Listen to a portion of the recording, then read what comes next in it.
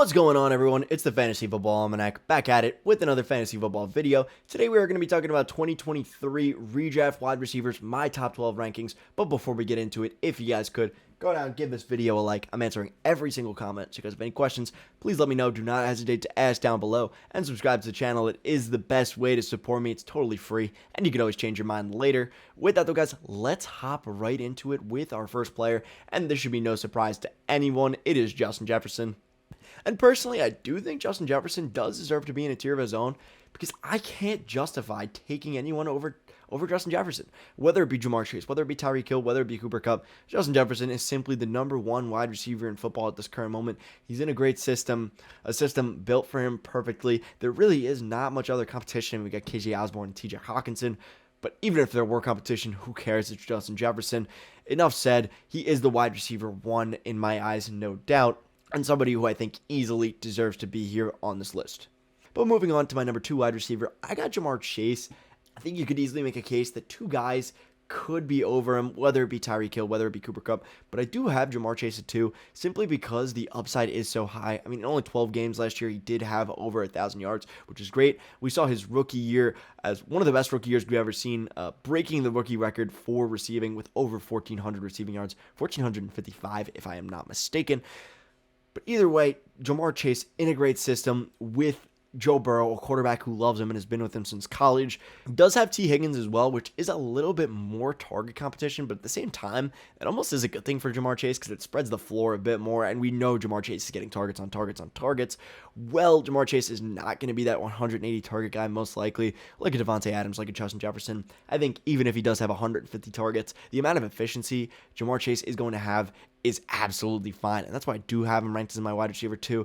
Also, one last thing for Jamarr Chase. I mean, this season's only pointing up for him. He can only really go up from here. This is somebody who could easily have 1,700 yards. This is somebody who could easily have 13, 14 touchdowns, because this is somebody who in both seasons of his NFL career has had great success scoring touchdowns. I mean, 13 touchdowns in his rookie season, which is great, and 9 touchdowns in his sophomore season. That's 22 total touchdowns in 2 years, while not playing a full season. I mean, that puts Jamarr Chase top 10 all-time in touchdowns scored in the first 2 seasons. The only guys who've done that recently were Randy Moss and OBJ. Great company to be in. But also the fact that he did it missing 5 games this last season. Jamarr Chase is going to be great. I think you all know that, but either way, that's why I do have him as my wide receiver 2. Moving on to my wide receiver 3, I do have Tyreek Hill. I think Tyreek Hill is one of the fairest wide receiver 3s you could have. I mean, somebody who had over 1,700 yards last season, I think you could even have him as the wide receiver 2 or as low as the wide receiver 4. But either way, Tyreek Hill, a great wide receiver in a great system with Jaylen Waddle there as well. But even though Jaylen Waddle is in the offense, it actually really didn't affect his target share in the slightest. I mean, despite being in an offense with another top 10 wide receiver in the NFL, in my opinion, he still was able to have 30.5% of the team's target share, which placed him 3rd in the entire league behind only DaVante Adams, who got 180 targets. And Cooper Kupp, who played 9 games, but Cooper Kupp, anyways, will have a very high team target share. I mean, it's to be expected. It's Cooper Kupp. But either way, Tyreek Hill, a great wide receiver. 1,700 yards is phenomenal. 3.42 yards per route run is out of this world. I mean, it puts him as only one of 2 wide receivers to have over 3 yards per route run, and he has 3.42. The only other wide receiver who had over 3 was Cooper Kupp, a guy I'll talk about in a second. Either way, though, Tyreek Hill, one of the best wide receivers in the NFL, in a great offense, with a great play caller. What more can you ask for?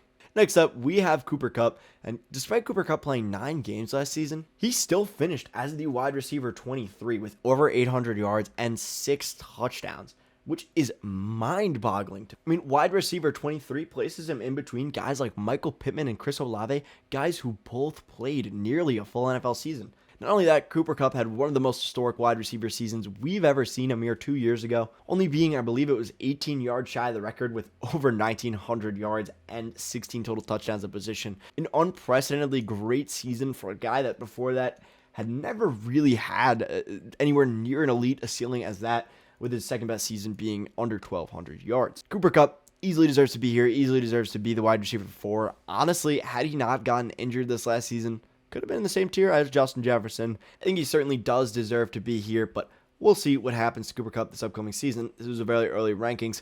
He could move up or down from here. Next up, I have Ceedee Lamb, which is very, very high for Ceedee Lamb relative to a lot of the rest of the community. Right now on Underdog Fantasy, Ceedee Lamb is coming off as the wide receiver 8, so to have him as the wide receiver 5 is actually a pretty substantial difference, considering how much that ranks him up in the early rounds. That puts him ahead of 3 key players, Stefon Diggs, A.J. Brown, and DaVante Adams, who I do all have right after him. I just think Ceedee Lamb is a really, really good wide receiver that does not get enough credit where it's deserved. I mean, this is somebody who could play on the outside, play on the slot. This is somebody who had over 1,300 yards last season, despite just turning 24 only 5 days ago. Happy birthday, Ceedee Lamb. This is somebody who has improved every single season of his career, going from 900 yards to 1,100 to 1,300. This is somebody who's probably going to have Dak for the full season. Keep in mind, Ceedee Lamb missed Dak for 5 games, which is more than a fourth of the entire season. I mean, if he had Dak the entire season, who knows? Ceedee Lamb might have been able to have over 1,500 total yards and 10 or 11 touchdowns, which I don't think is outside the range of outcomes at all. Ceedee Lamb going lower than he was being drafted last season, despite having everything you wanted from him and more. Also getting 156 targets, 107 receptions. What more can you ask for from Ceedee Lamb? I know that a projection like this does require him to take a step up, but at the same time, I think a lot of that step up will come down to the fact that Dak Prescott will be healthy for a full season. The fact that he is going to be an absolute target hog for an offense that only really has Brandon Cooks and Gallup and just lost Dalton Schultz to free agency. Well, I do think this could be a little high for him. Let me know down below if you think it is too high for him. I am really, really high on Ceedee Lamb this upcoming season. I think he will be a top 5 wide receiver. Next up, I have A.J. Brown, and I think A.J. Brown, a great wide receiver, somebody who had 1,500 yards this last season, somebody who finished as the wide receiver 5, which is great. There isn't really a whole lot to knock about A.J. Brown, and to be honest with you, I think A.J. Brown could be a little bit higher than this. I could easily see him above Ceedee as well. But my one tiny concern with A.J. Brown and why I do have him a tiny bit lower is because we do have Devonta Smith in this offense. And not saying that Devonta Smith taking a step forward will mean A.J. Brown takes a step back, but it could take into his target share just a tiny bit. So we could see a regression from around 1,500 yards to around 1,400 yards, which is still a great wide receiver. Don't get me wrong. This is still a top 10 wide receiver without a doubt, in my opinion. Just could knock him down a little bit. A.J. Brown, still a very talented wide receiver. Still somebody who does deserve to be here. And that's why I do have A.J. Brown at 6. Moving on, though, we do have DaVante Adams, which does feel a little low for DaVante Adams. But honestly, on Underdog Fantasy, he is ranked as the wide receiver 7 as well, behind A.J. Brown and Stefon Diggs. My concern with DaVante Adams is this transition from Derek Carr to Jimmy Garoppolo. I think Jimmy Garoppolo does operate way more as a line of scrimmage type of quarterback where he is throwing a lot of checkdowns, a lot of things like that. Whereas DaVante Adams, I mean, he can really do it all. He's a fantastic wide receiver. But at the same time, I think Derek Carr force-fed him a little bit more than Jimmy Garoppolo probably will. I mean, Derek Carr did give him 180 targets. It's very hard to top something like that. Not only that, this is going to be DaVante Adams' 9th season in the NFL, which could put a little bit of wear and tear on his body. Not saying it will. He did not lose a step this last season. That's not what I'm saying at all. He did have over 1,500 yards this last season.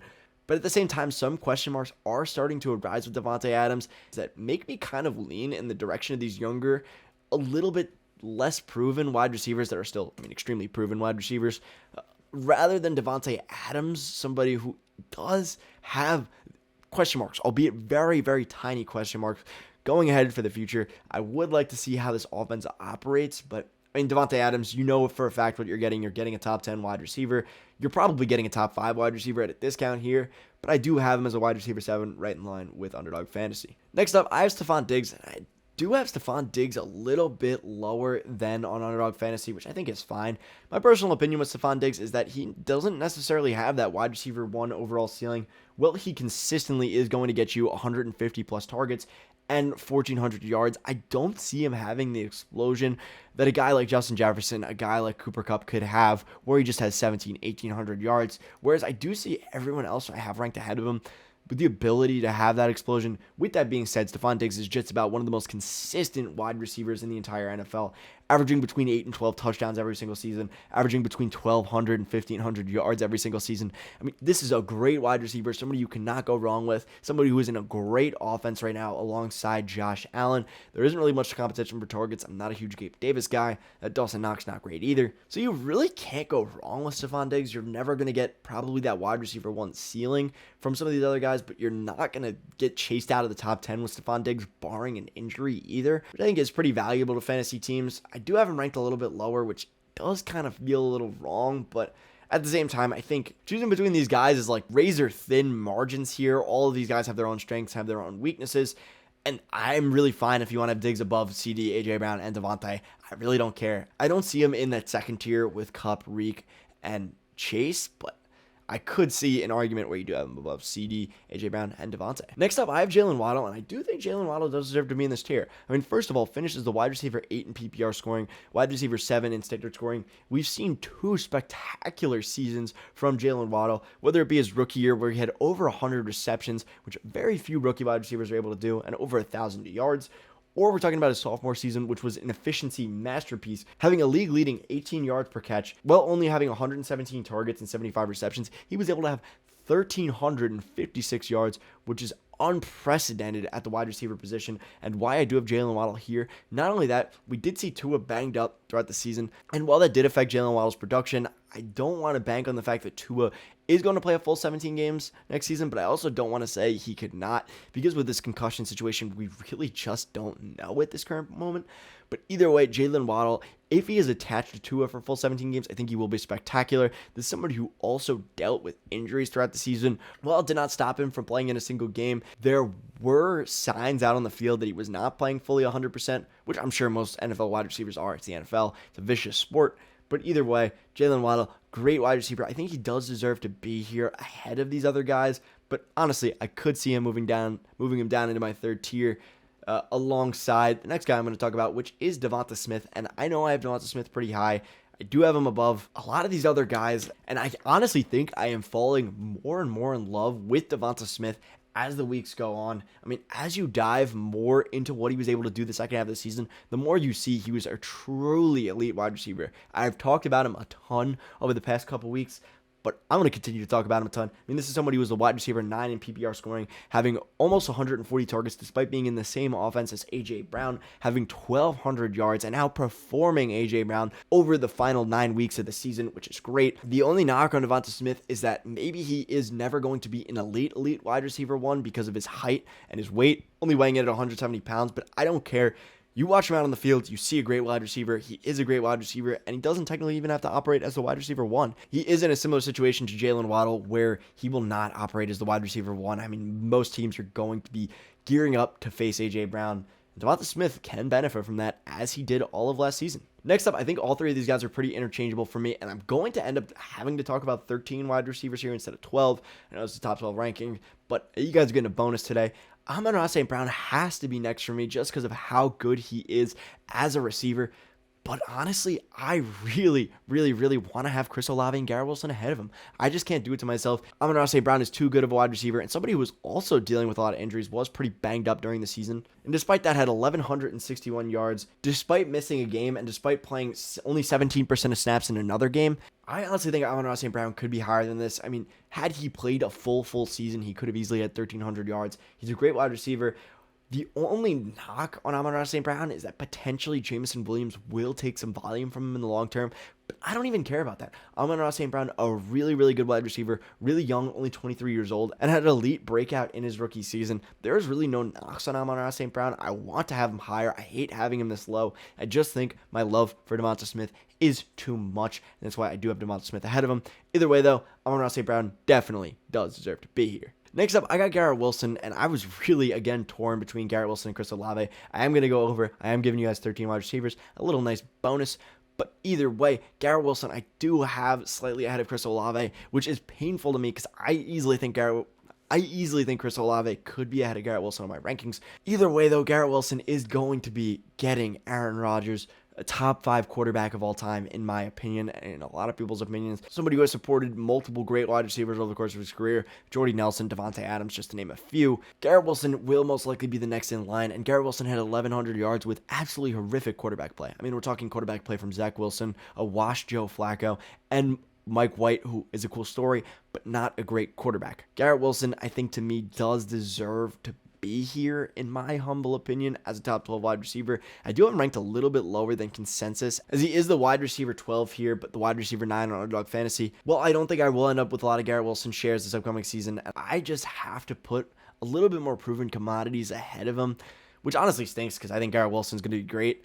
I just love the guys like Jaylen Waddle, Devonta Smith, and Amon-Ra St. just a little bit more. But again, I'm splitting hairs here. All of these guys are going to be great. Moving on to my last wide receiver, I do have Chris Olave, and I did want to have Higgins. I did want to talk about Higgins in this video as well, but I will be coming out with the top 24 wide receiver redraft video soon, so keep your eyes peeled for that. But either way, I do have Chris Olave as my last wide receiver that I'm going to talk about here. Will bleed into the wide receiver 13, a high-end wide receiver 2. But either way, Chris Olave had a phenomenal rookie season, finishing in only 15 games with 1,042 yards with also pretty bad quarterback play. Now they do bring in Derek Carr here, and Derek Carr does love to force feed his wide receivers, whether we are talking about DaVante Adams, whether we are talking about Darren Waller, whether we are talking about Hunter Renfrow. We'll even probably say Jacoby Myers this next season.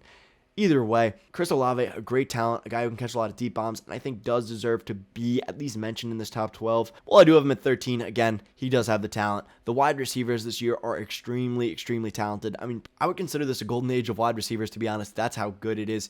Either way, though, guys, that's going to be it from me. Hope you did enjoy the video. If you did, go give this video a like. I'm answering every single comment. So you guys have any questions, let me know. And subscribe to the channel. It is the #1 way to help me out. It's totally free, and you could always change your mind later. With that, though, guys, as always, have a good day, a good night, and a good life.